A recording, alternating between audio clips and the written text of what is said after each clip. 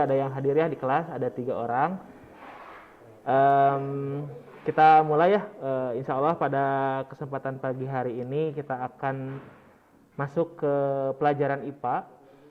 Sebelumnya mungkin ada perbedaan dengan IPA kelas 8 kemarin. Kalau kelas 8, kelas 7 juga sama, itu full sama saya ya untuk mata pelajaran IPA-nya.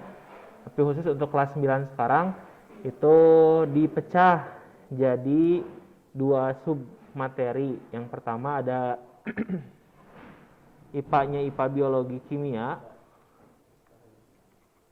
biokimia, nanti itu sama saya.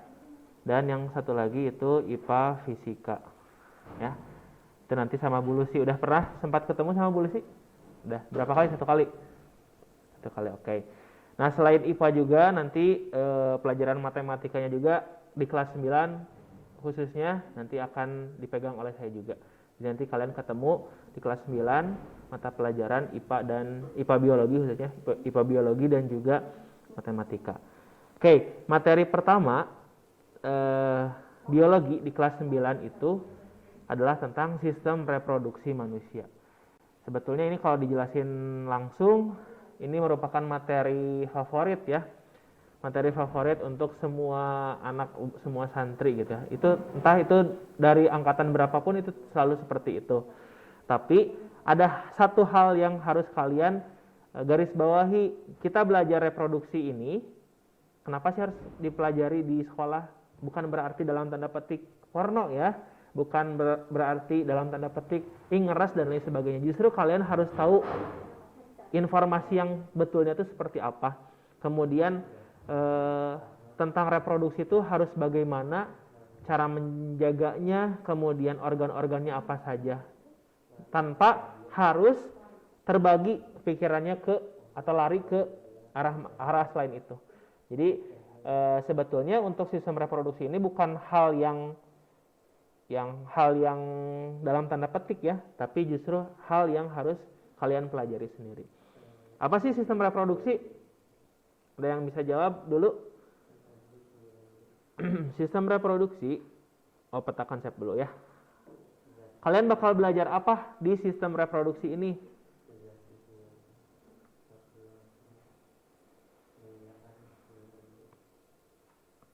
Nah, nih, sistem reproduksi manusia. Nanti kalian bakal belajar organ reproduksi yang ada di laki-laki atau di pria. Kemudian bakal belajar juga organ reproduksi yang ada di wanita. Kemudian kalian juga bakal belajar secara gambaran umum ya, bagaimana terjadinya proses pembuahan sampai akhirnya bisa menghasilkan keturunan atau anak. Ya. Dan yang ketiga juga apa saja kelainan dan penyakit yang berkaitan dengan sistem reproduksi, juga bagaimana cara untuk menjaganya. Ya, jadi ini penting. Kenapa materi ini di kelas 9? Secara materi ini berada di puncak remajanya seseorang. Kalian kan kelas 9 ya, hendak menuju dewasa. Nah, kalian harus tahu nih basic dasar pengetahuan bagaimana cara menjaga sistem reproduksi kalian. Oke, lanjut. Untuk apa sih tadi pertanyaannya? Sistem reproduksi manusia buat apa? Sistem reproduksi manusia? Tadi udah dijelasin ya. Buat punya keturunan, tapi dengan jalur yang sah ya secara agama lewat pernikahan ya, nggak boleh secara sembarangan. Untuk memperbanyak dan mempertahankan jenisnya. Kebayang kalau misalkan tidak terjadi reproduksi, bakal bertambah nggak jumlah organisme atau jumlah makhluk hidup manusia khususnya? Bakal bertambah nggak? Nggak kan? Nah, jadi sistem reproduksi manusia itu untuk memperbanyak dan mempertahankan jenisnya. Setiap organisme mempunyai kemampuan reproduksi atau berkembang biak. Nah, bahasa lain dari reproduksi adalah berkembang biak. Nah, cuman berkembang biak biasanya lebih ke hewan ya. Begitu juga pada manusia. Nah, kalian bakal belajar yang pertama nih, sistem reproduksi pria berbeda dengan wanita. Nanti kita identifikasi yang pria seperti apa, yang wanita juga seperti apa. Terus apa fungsi dari alat kelamin jantan dan betina? Bagaimana proses terbentuknya janin? Ya, sebelum menjadi anak kan namanya janin ya. Yang keempat, kenapa sih kita harus menjaga kesehatan sistem reproduksi? Nah, sekarang, bentar ya. Ini kesepakatan dulu ya. Ustadz tidak vulgar untuk tidak sengaja memvulgarkan bagian-bagian yang menjadi aurat lawan jenisnya ya. Tapi balik lagi, ini menjadi informasi. Siapa tahu kan mungkin di sini ada yang cita-citanya ingin jadi dokter mungkin. Ya, wayahnya kan. Kalian juga harus tahu reproduksi lawan jenisnya. Jadi sekali lagi, ini sebagai edukasi buat kalian. Oke. Ini kalian bisa baca ya, nanti langsung lihat ke gambar aja.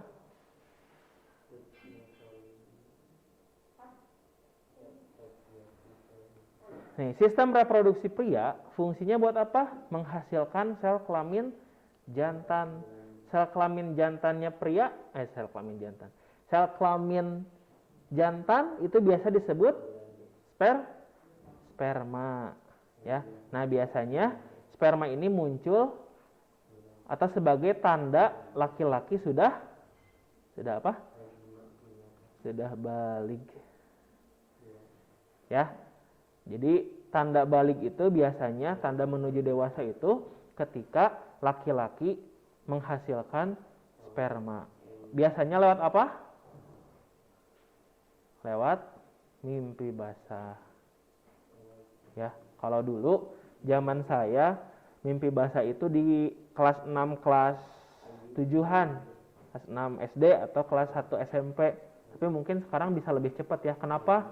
Salah satu faktornya adalah dari hormon. Nah, semakin dipacu hormonnya, dia bakal cepat mengeluarkan sperma.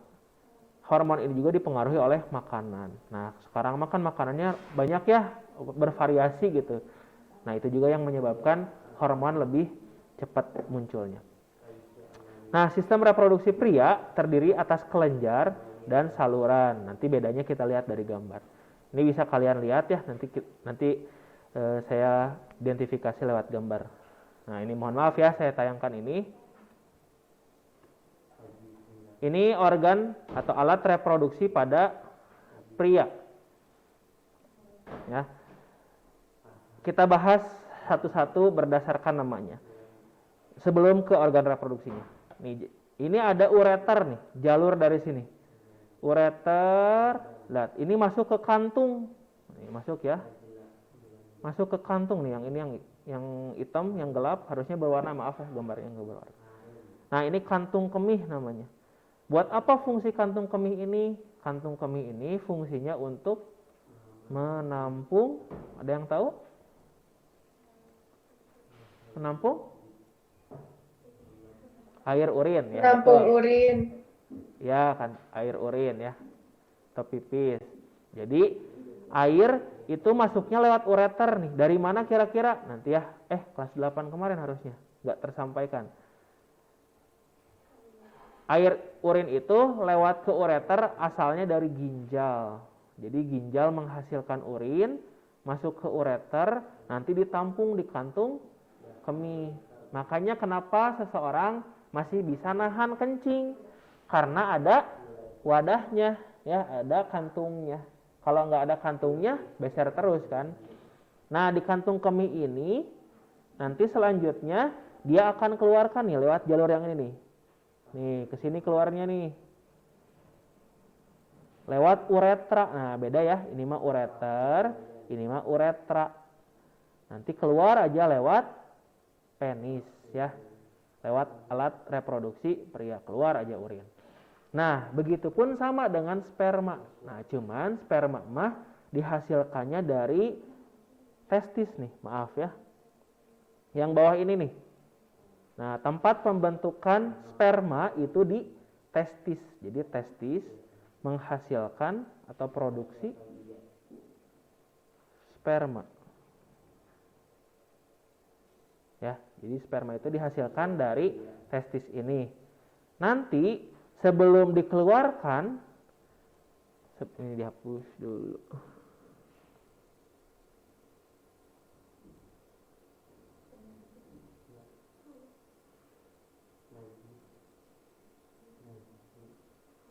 Oke, ini ya yang ini nih.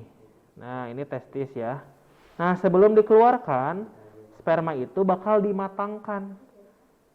Didewasakan lah istilahnya mah. Di mana? Di ductus epididymis nih, di kelenjar ductus epididymis ini yang di atasnya. Untuk pematangan atau terjadi pematangan sperma. Pematangan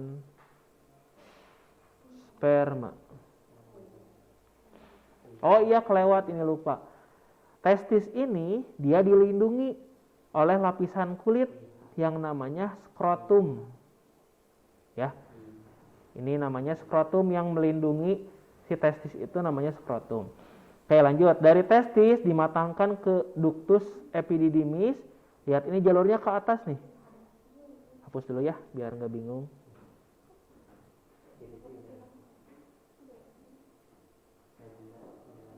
Ini yang tadi urin ya, jalurnya. Nanti kita lihat apakah sama atau enggak dengan jalur sperma. Oke, dari ductus epididymis dia bakal, nah lihat ada jalan ke sini nih. Nih jalan. Nah, ke sini. Tapi enggak masuk ke kantung kemih. Oh, kantung kemih mah kan yang ini. Dia cuman lewat doang nih. Set. Nah, di sini itu lewat vas differentia. Jadi vas differentia ini sebagai jalan sperma menuju ke penis,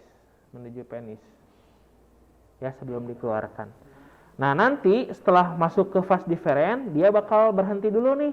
Di sini ada namanya kelenjar vesicula seminalis. Dia dikasih energi, dikasih nutrisi atau energi. Kenapa harus dikasih energi atau nutrisi? Ada yang tahu? Karena sperma itu kan nantinya akan bertemu dengan sel telur untuk terjadi proses pembuahan. Butuh energi nggak buat menuju ke sana? Butuh kan untuk bergerak aja. Nah, akhirnya dikasihlah atau disuplailah oleh vesicula seminalis ini. Dari vesicula seminalis, nah kemudian lanjut ke sini dulu, harusnya ke kelenjar prostat. Nah, yang ini juga sama. Kelenjar prostat juga sama fungsinya untuk ngasih nutrisi dan energi. Jadi maha besarnya Allah, sebelum sperma keluar, sperma itu dibekalin dulu oleh nutrisi dan energi sebelum masuk ke atau sebelum bertemu dengan sel telurnya. Nah, barulah di sini ada saluran ejakulasi. Nih, saluran ejakulasi ini fungsinya untuk mengeluarkan sperma. Kalau tadi mah kayak ureternya lah. Dari saluran ejakulasi keluarlah, nih ada jalur. Ya, nah, ketemu lagi nih sama jalur yang tadi dari kantung kemih. Nih, ini jalur kantung kemih. Ini jalur sperma. Nah, keluar lagi sama deh lewat uretra. Keluar lewat penis. Seperti itu. Ada yang belum dibahas? Nah, ini kalau anus ya. Anus di belakang kan. Ini jalur makanan. Ini dari usus. Ini ada usus besar. Ini rektum. Nah, nanti makanannya keluar lewat sini. Jadi beda ya. Jadi untuk makanan lewat belakang, untuk air urin dan sperma dia lewat uretra, lewat penis. Sampai situ ada yang ingin ditanyakan? Masak rapi api ieu mah lalaki Han, ada pertanyaan Han?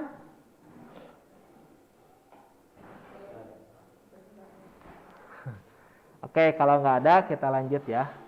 Kita emang nggak on? Kameranya nggak on? Si anak-anak? Oke. Lanjut ya. Nah, itu sistem reproduksi laki-laki atau pria. Sekarang pindah ke sistem reproduksi wanita. Nah, ini kalian tahu nggak BTW? Ini tampak samping ya, jadi dari samping kelihatannya. Ini berarti si testisnya ada berapa? Nggak satu ya, Berarti ada 2 ya, skrotumnya juga ada 2. Bisi nggak kebayang itu gimana bentukannya dan lain sebagainya. Oke.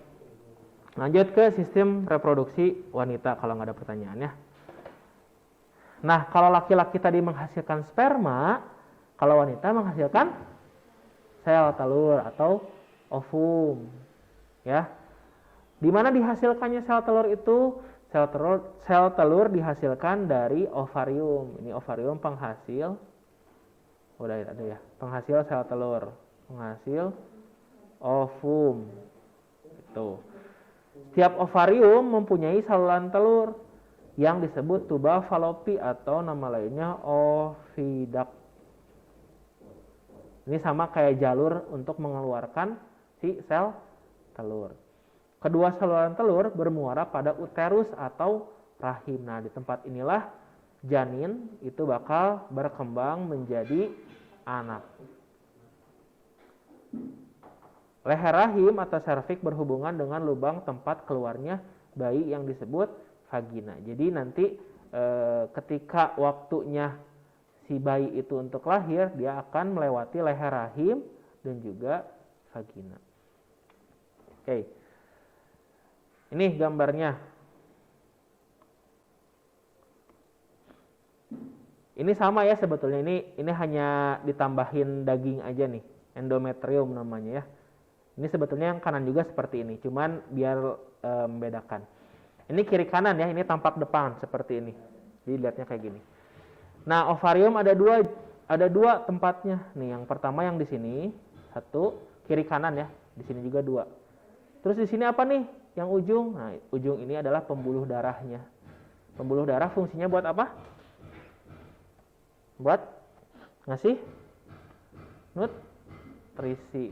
Jelas ya, sel telur juga butuh nutrisi. Akhirnya disuplai sama pembuluh darah masuk ke ovarium. Nah, di ovarium inilah dihasilkan ovum atau sel telurnya.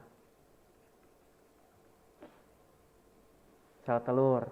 Nah, nanti lama-kelamaan si sel telur ini ketika sudah matang, dia bakal keluar nih. Keluar lewat tuba falopi nih, lewat ke sini nih. Nah, tapi pelan-pelan. Nah, lewat sini. Ini jalurnya.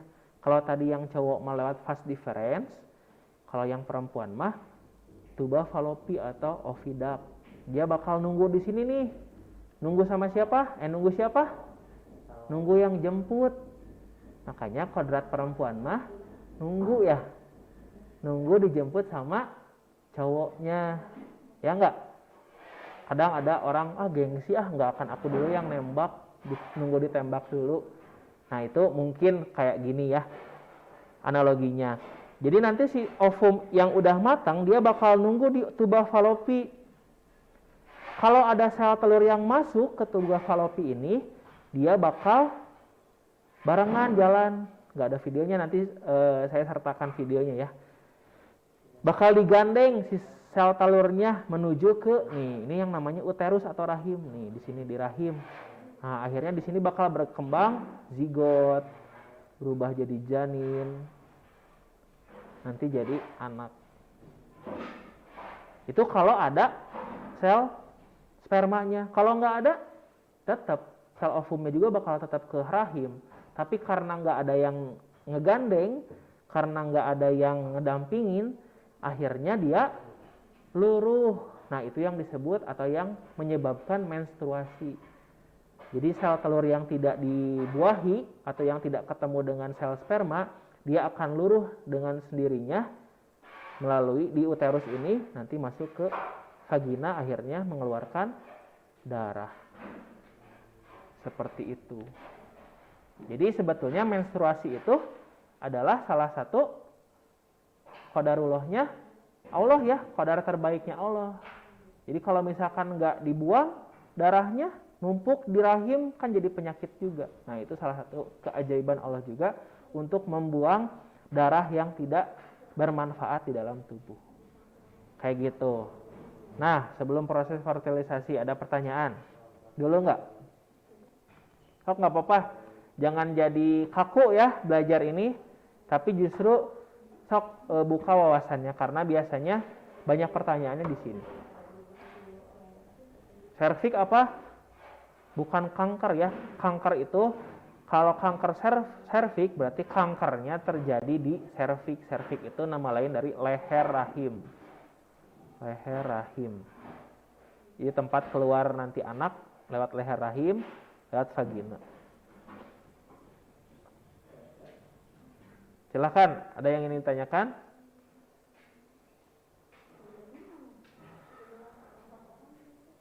Lanjut dulu ya. Nah, sekarang kalian udah tahu tuh organ reproduksi pria apa aja, organ reproduksi wanita apa aja. Nah, sekarang gimana cara ketemuannya atau proses fertilisasi atau pembuahan yang terjadi di manusia. Tadi ya sedikitnya udah dijelasin. Bentar, lihat dulu. Nah, di situ deh ya. Ini kalian bisa baca ya nanti ya.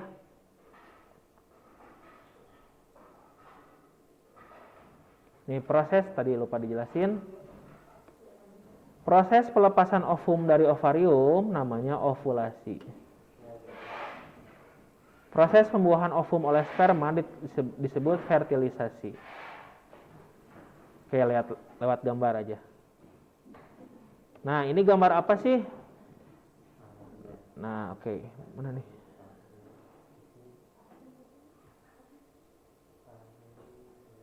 Nah, ini gambar dari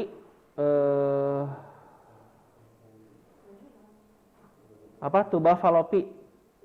Tuba falopi. Jadi dia tempat bertemunya sel sperma dan sel telur. Nah, sel sperma ini kayak apa ya? Kayak kecebong. Nah, ini kepalanya.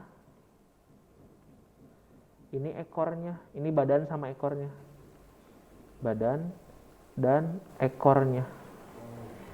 Ya, ini gambar sederhana kepala. Nah, ketika dia ketemuan sama si sel telur, itu yang masuk cuman bagian kepalanya aja. Bagian badan dan ekornya lepas nih, lihat. Ini ada inti sperma nih bagian kepalanya, nih ekor. Ini masuk nih. Tuh. Coba masuk, tapi bayangkan ya, ini salah satu keteraturan Allah juga. Satu kali laki-laki mengeluarkan sperma itu bisa sampai 20.000 sperma. Ya, bayangkan 20.000 sperma seperti ini. Tapi yang bisa masuk cuma satu. Nah, itu yang nanti kalau misalkan berhasil masuk, berhasil terjadi fertilisasi, itu bakal menghasilkan anak. Jadi cuma satu yang bisa masuk si sel sperma dengan sel telur. Dan ini dia berusaha buat masuk ke dinding sel telur.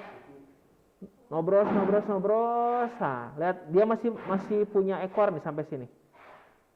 Nah, tapi pas udah masuk, nih inti spermanya doang yang masuk, kepalanya doang yang masuk, si ekornya lepas, dibuang berbarengan dengan yang ada di rahim perempuan. Jadi yang masuk cuman kepala spermanya doang.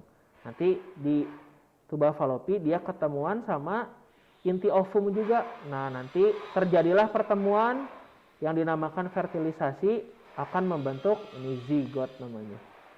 Zigot itu nama lain dari bakal janin. Apa? Kalau anak kembar. Nah, kalau anak kembar, oke. Orang kembar itu kemungkinannya besar atau kecil? Kecil kan? Nah, yang pertama orang kembar itu biasanya karena gen. Ya, gen itu artinya punya keturunan sebelumnya. Misalkan uyutnya punya anak kembar, nah itu bisa memungkinkan untuk punya anak kembar. Itu pun sama, itu cuma satu. Tapi ada kejadian yang luar biasa juga. Bisa juga ada 2 kepala sperma yang masuk ke dalam tuba falopi ini. Jadi nanti akhirnya dia menghasilkan anak yang kembar. Jadi harusnya 1 sperma, tapi itu juga ada beberapa kemungkinan antara anaknya kembar sehat atau normal, atau anaknya cacat, atau yang satu lagi dua-duanya meninggal. Nanti itu mah dibahas di kelainan penyakit, ya. Ya betul. Ustadz, ya. Kalau yang nggak berhasil masuk ke ke sel telur itu jadi gimana? Kayak udah gitu aja. Udah, berarti tidak belum kuat si spermanya buat ketemu sama sel telurnya. Ya, Oh. tidak akan terjadi fertilisasi atau pembuahan. Ya, seperti itu. Ya, tadi betul juga, bisa juga dua kepala sperma masuk.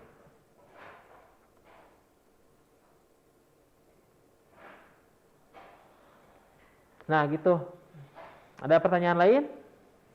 Nih, di sini ya. Sama nih. Oh, ini nih ada keterangan. Ini udah ya, tadi zigot, dia bakal bergerak menuju ke rahim atau ke uterus. Nanti zigot akan membelah terus-menerus, membentuk embrio, nanti membentuk janin. Embrio bahasa biologinya, janin bahasa daerahnya. Nah, perubahan zigot menjadi embrio dan pergerakannya menuju uterus membutuhkan waktu sekitar 5 hari. Pada hari kelima, embrio telah sampai di uterus. Nah, makanya kenapa? Ini berkaitan sama siklus haid. Makanya kenapa siklus haid biasanya di hari kelima sampai maksimal hari ke-14. Ya, karena ternyata perjalanan zigot ke uterus itu butuh waktu 5 hari. Jadi kadang ada yang perempuan yang 5 hari udah yang headnya ya telat dan lain sebagainya. Seperti itu siklus headnya. Nah, ini gambaran jelasnya ya. Ini yang pertama ovarium. Ini pembuluh darah ya. Ini ovarium menghasilkan sel telur. Sel telur ini ketika sudah matang, dia bakal keluar ke tuba falopi. Nah, diam di sini dulu nih. Kalau misalkan ada sel sperma yang berhasil masuk, nih, ada inti sperma yang berhasil masuk nih yang ini, ketemu sama sel ovum. Nah, dia bakal berubah jadi zigot nih. Ini kan yang cowok X, ini yang cewek Y. XY. Ini zigot sebagai bakal janin. Nah, sebelum menuju ke uterus, sebelum menuju ke rahim, ini tuh mengalami perkembangan. Nih, zigotnya membelah menjadi 2 sel. Nih, jadi ada 4. Terus berubah lagi atau membelah lagi jadi 8 sel. Namanya morula, blastula. Nih, embrio blastula. Morula, blastula. Nah, ini sampai akhirnya jadi embrio. Kenapa harus banyak sel?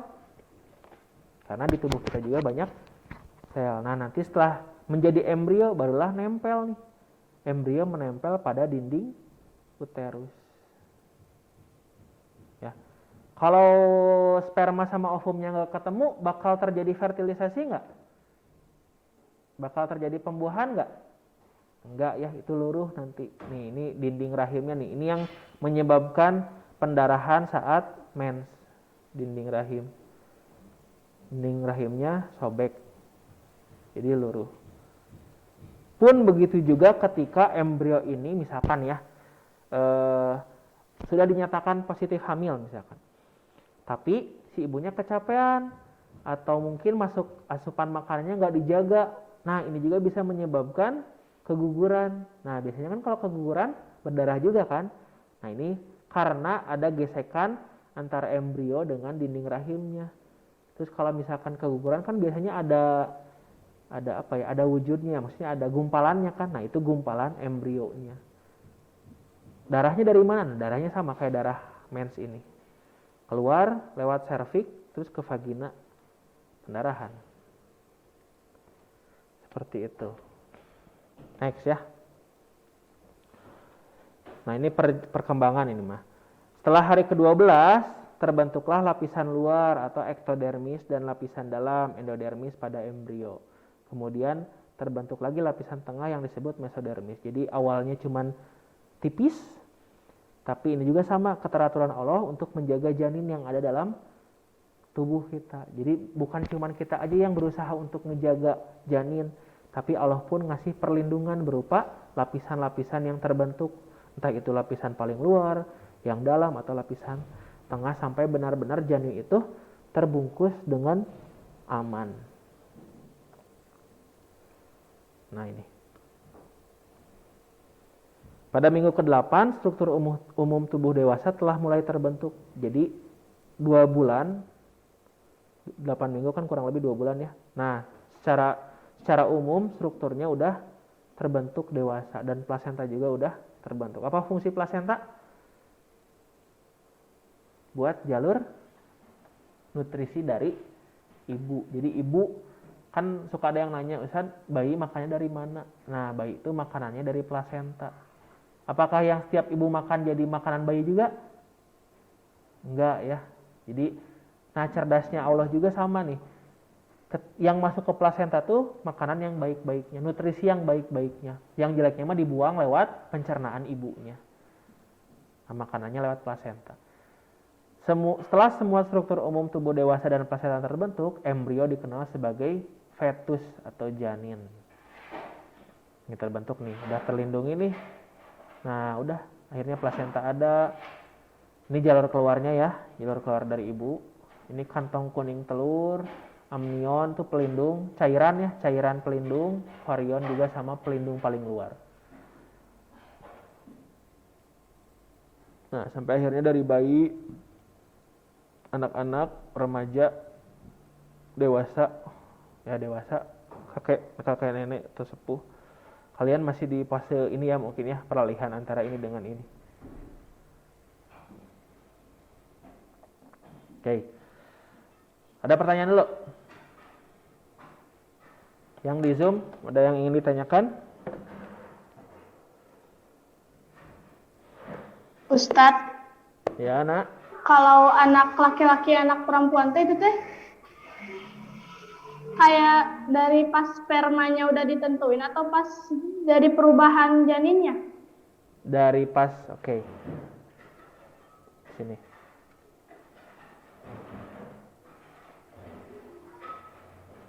Laki-laki versus perempuan. Nah, ini tuh pembentukannya dari mana sih? Ini pembentukannya pas masuk sperma, pas sperma ketemu sama sel ovum. Jadi pas masuk tuh udah bisa ditentukan apakah nanti kalian belajar deh genetika ya. Gen laki-laki itu XY, gen perempuan XX. Nah, kalau misalkan gennya XX, dia bakal jadi perempuan. Tapi kalau misalkan gennya XY, dia bakal jadi laki-laki.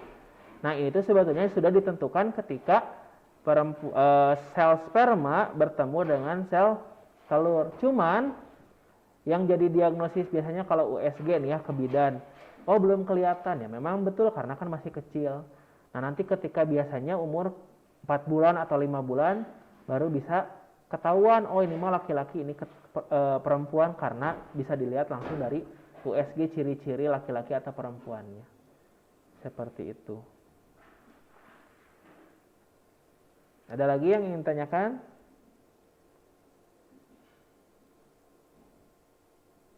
Kalau gen itu dari apa Ustaz ininya? Apanya? Tentunya. Gen X-nya itu dari mana? Oh, ini udah ketentuannya. Jadi laki-laki pasti punya gen XY, perempuan punya gen X. Jadi yang menentukan jenis kelamin itu sebetulnya dari gen laki-laki. Ini kalau dipecahkan, kalau gen laki-laki berarti X sama Y kan. Kalau perempuan kan pasti X ya. Nah, dia kalau yang laki-laki ketemu sama X, jadi perempuan tuh. Tapi kalau misalkan yang Y ketemu sama X, dia jadi laki-laki. Nah, gennya dari mana? Nah, ini gen adalah senyawa pembentuk manusia. Jadi udah ada dari sananya. Jadi manusia sudah memiliki gen sebagai pengatur kehidupan itu sendiri. Gitu. Nanti di bab keempat, kelima kalau nggak salah belajar genetika. Termasuk nih, kalian punya sidik jari kan? Sidik jari setiap orang sama nggak? Makanya fingerprint HP kan sekarang handphone banyaknya pakai fingerprint. Itu misalkan saling tempel, misalkan HP-nya Malik misalkan. Pakai fingerprint-nya Taki misalkan. Bisa nyala nggak? Nggak bisa ya. Nah, salah satu pembentuk atau ya penyebab sidik jari itu salah satunya dari gen. Kenapa kita bisa punya sidik jari yang berbeda? Ya? Mau nanya. Boleh, Ul. Kalau ngidam itu dari apa? Awal udah ngidam, Enggak. awal orang ngidam. Itu Lala nanya Cina Ustad. Mana? Oh, ngejapri. Ih, Oke. Yupi dong. Nah, nggak tahu ya itu. Oke. Kok bisa? Bisa ngidam gitu Ustad. Ya. Ngidam dari mana ya? Nah, sebetulnya gini ya. Karena Ustadz juga punya pengalaman menghantarkan proses lahiran ya, lahiran istri.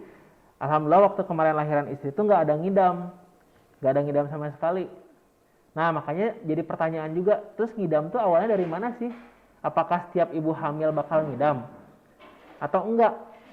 Nah itu mah tergantung mood mungkin ya, karena memang terasa, ya usah juga nanya ya, terasa ibu hamil itu kan inginnya dimanja gitu, inginnya dimanja, pengen dimanja. Nah sifat manja inilah yang biasanya muncul nanti ada ngidam, pengen ini pengen itu.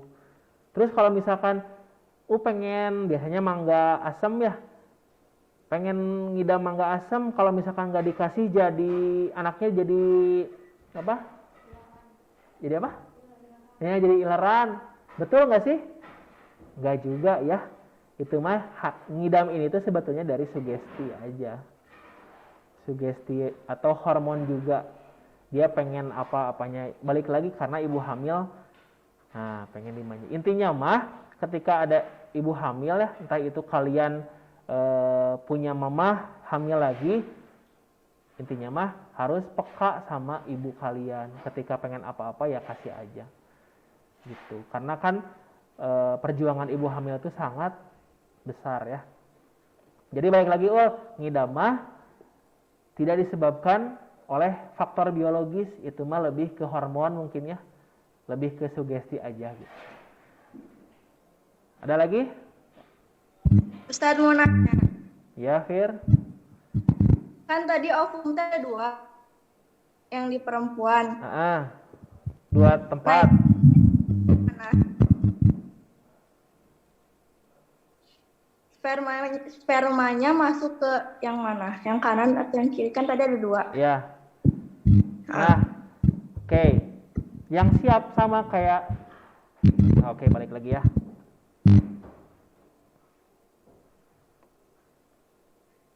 Nah, coba. Sperma, setiap laki-laki mengeluarkan sperma itu jumlahnya berapa? Ya taruhlah 20.000 aja ya, 20.000. Tapi yang masuk cuman 1. Nah, ovum pun sama. Ovum, setiap yang dikeluarkan itu memang lebih kecil jumlahnya. Ini kisaran aja ya, kurang lebih misalkan setengahnya 10.000 1 kali. Nah, dia yang bakal ketemu sama sel sperma yang mana? Yang paling kuat. Yang paling kuat buat menerima si sel sperma ini. Jadi tetap aja ketemunya mah 1 banding 1, spermanya 1, ovumnya juga 1 gitu. Entah dari kiri atau kanan, yang paling penting si ovum tersebut sudah matang dan siap bertemu dengan spermanya itu. Oke, terima kasih. Ya. Ini sebetulnya banyak pelajaran ya, belajar sistem reproduksi itu tentang jodoh dan lain sebagainya. Jadi kalau kalian mau ketemu jodoh berarti tunggu dulu matang, jangan da abi mah bogoh, da abi mah suka banget sama dia terus maksain, enggak ya, tapi tunggu dulu proses pematangan kalian dulu. Seperti itu. Banyaklah pelajaran-pelajaran dari sistem reproduksi ini yang bisa kalian ambil ya. Bab yang lain pun sama. Ada lagi? Sebelum lanjut, kelainan kita bahas pisah ya. Soalnya belum dimasukin gambarnya. Oke, lanjut dulu ya, siklus head.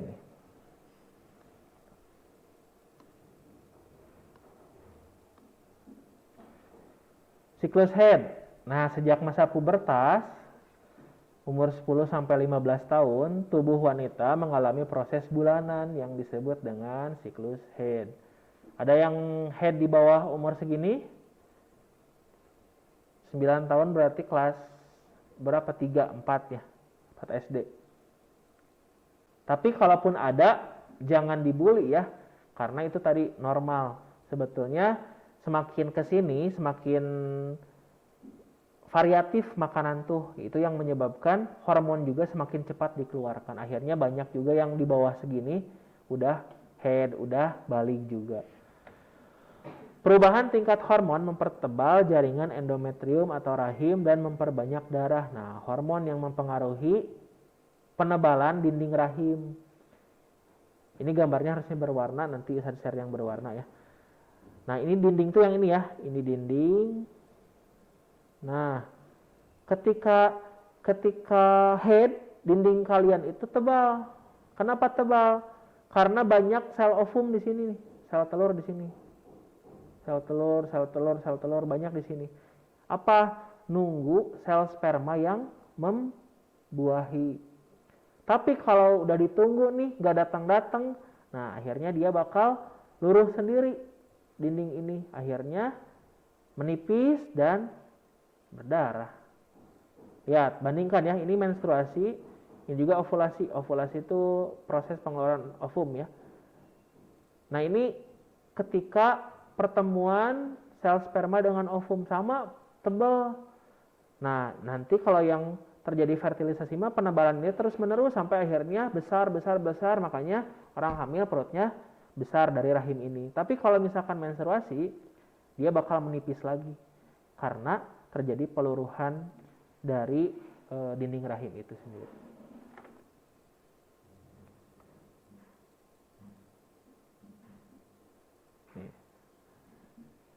Minggu ke-1, lapisan rahim luruh dan keluar sebagai aliran darah head melalui vagina. Minggu kedua, lapisan rahim menebal kembali. Jadi ini siklus headnya mah cuma seminggu kan. Makanya tadi balik lagi, biasanya head itu 5 sampai 7 hari atau 14 hari deh normalnya. Mungkin kalau ada yang lebih juga berarti itu harus dikonsultasikan ke dokter. Minggu kedua, lapisan rahim udah menebal kembali nih. Jadi selepas head itu sel ovum langsung diproduksi lagi. Akhirnya rahim tebal lagi.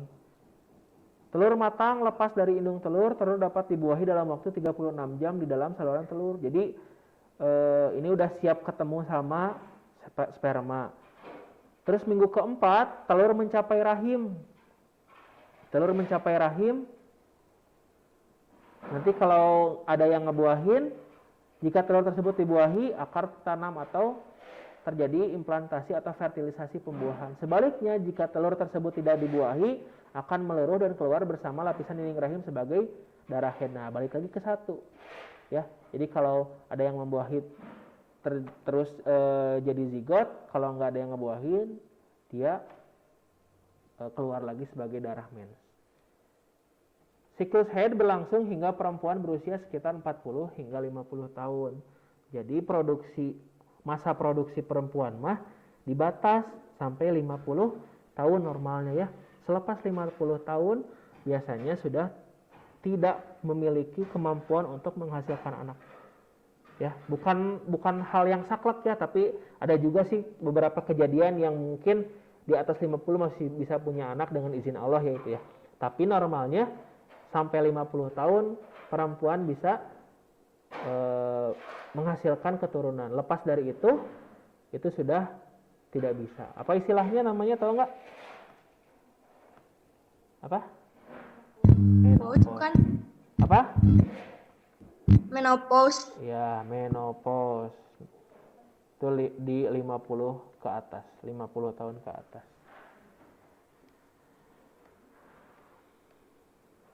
Satu lagi, ejakulasi. Ini di pria balik lagi. Pada alat reproduksi pria, spermatogonia akan matang menjadi spermatid. Ini proses pembentukannya ya. Awalnya spermatogonia jadi spermatid, spermatid berubah jadi spermatozoa atau sperma. Ini yang udah matang ya. Ini sperma juga tapi belum matang. Proses ini pertama kali terjadi di masa pubertas 12 sampai 16 tahun. Tapi balik lagi, kalaupun ada yang di bawah ini, jangan disalahkan juga ya, itu sudah ketentuannya seperti itu. Sel sperma dapat bergerak kaya akan DNA dan memiliki bagian kepala yang sebagian besar dibentuk dari bahan kromosom. Kromosom ini juga sama pembentuk DNA. Jadi punya gen.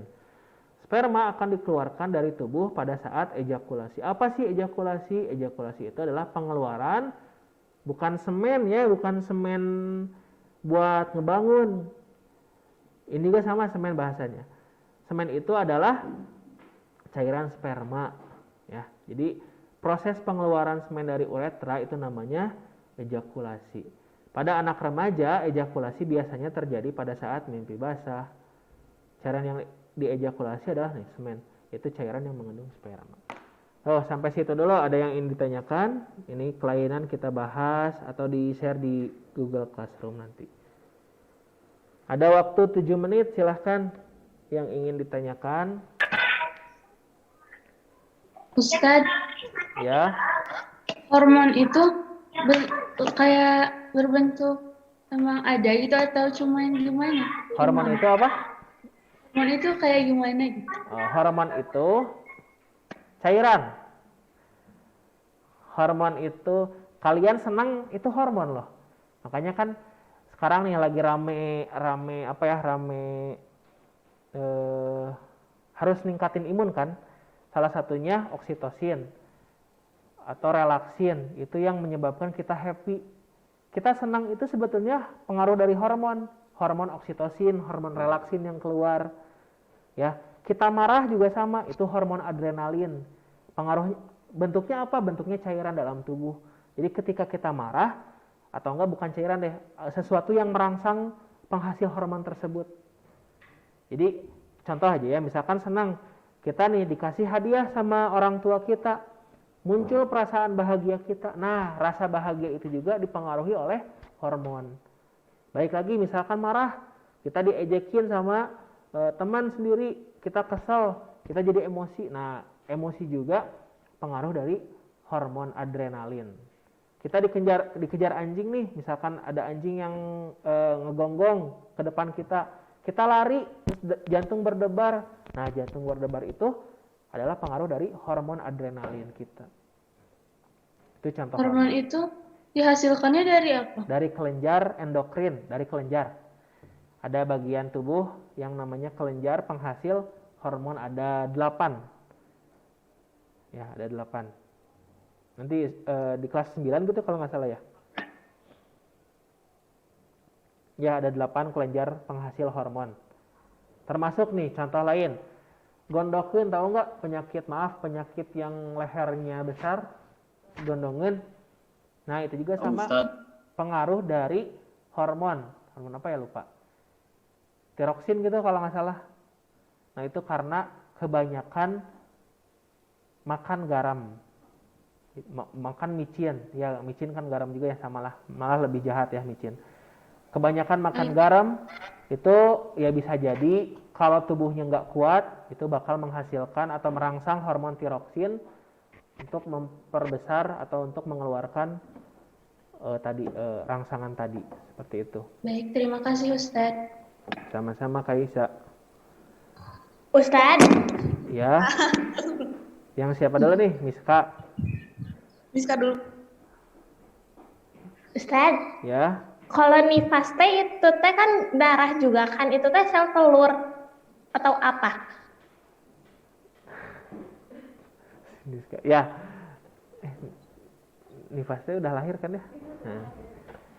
Nifas mah udah lahiran kan? Itu sel telur bukan? Bukan, itu mah peluruhan selepas lahiran.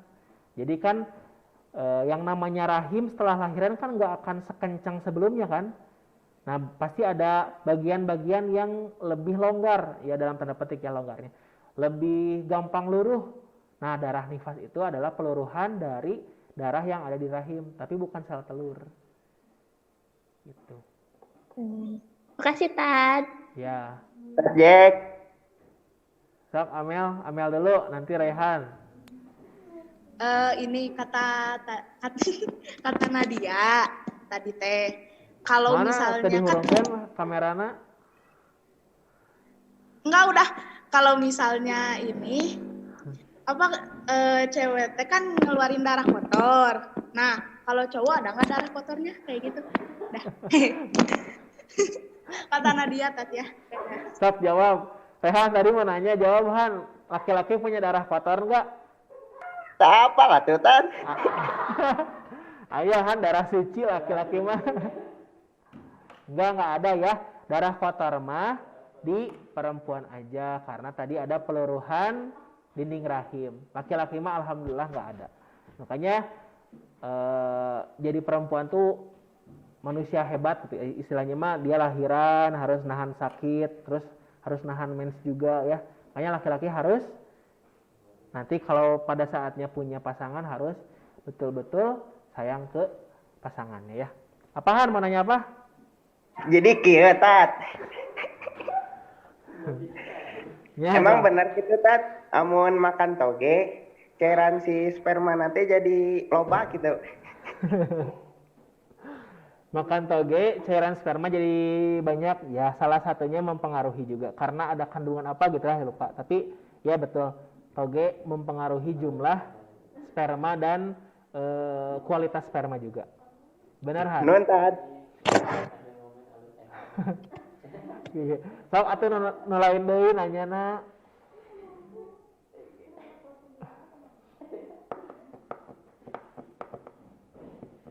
Informasi saat makan lumpia basah.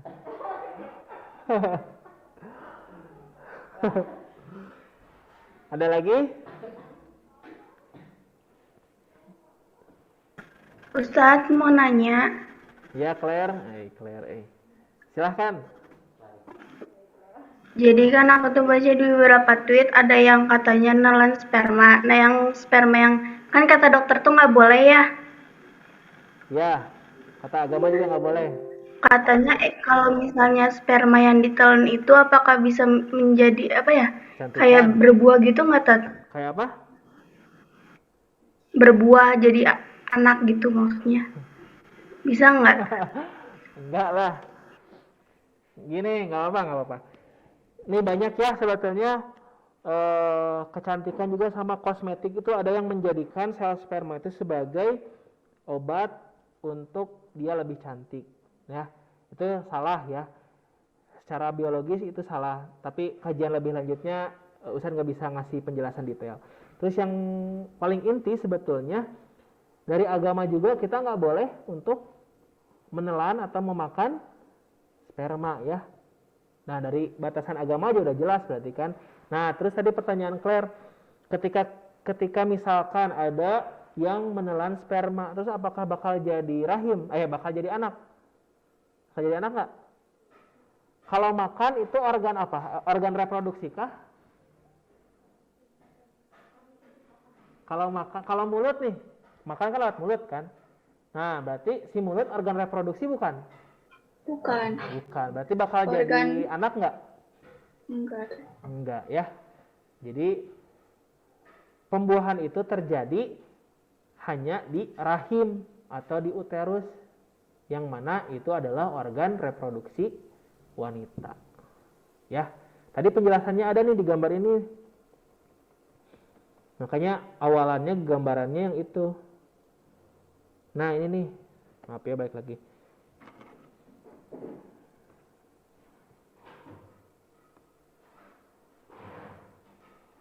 Nih, kalau makanan mah larinya ke sini nih. Nih, dibuang lewat anus. Kan tadi Claire nanya makan, kalau dimakan. Kalau makan kan nanti masuknya ke pencernaan kan. Nah, pencernaan mah nanti larinya ke sini nih, ke ureter. Dibuang lewat anus.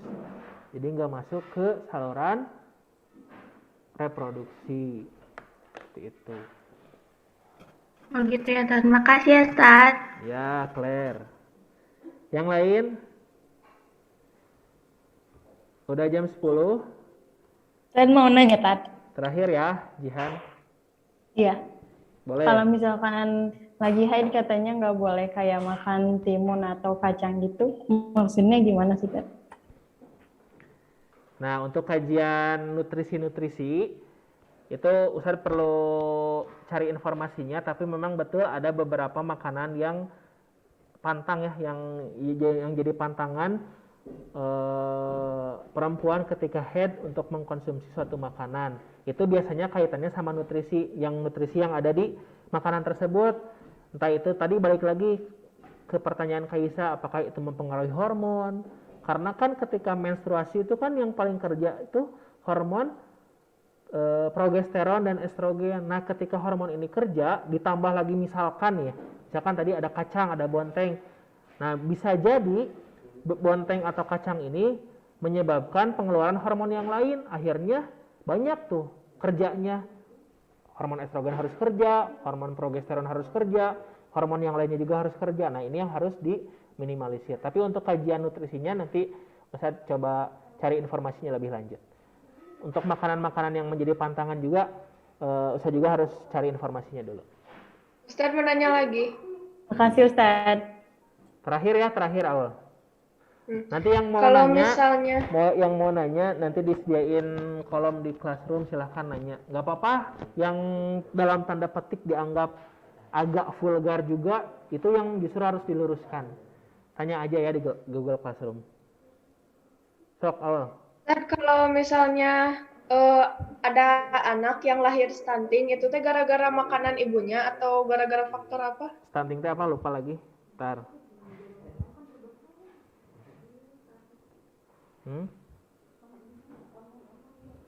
Oh, kurang gizi ya. Stunting adalah masalah kurang gizi kronis yang disebabkan oleh kurangnya asupan gizi. Nah, berarti kan udah jelas. Berarti ketika ketika hamil, anaknya kurang diperhatikan. Ini juga menjadi poin penting ketika hamil. Itu ibu harus menjaga asupan makanan untuk ibunya sama untuk anaknya. Jadi pas hamil mah jangan cuma mikirin badan dia doang, tapi badan anak pun harus diperhatikan, ya, gitu. Cukup ya. Kalau ada yang ingin ditanyakan, silahkan langsung di Google Classroom aja di mana ya? Nanti dibuatkan kolomnya. Silahkan tanya, bebas ya. Tapi bahasanya jangan terlalu vulgar.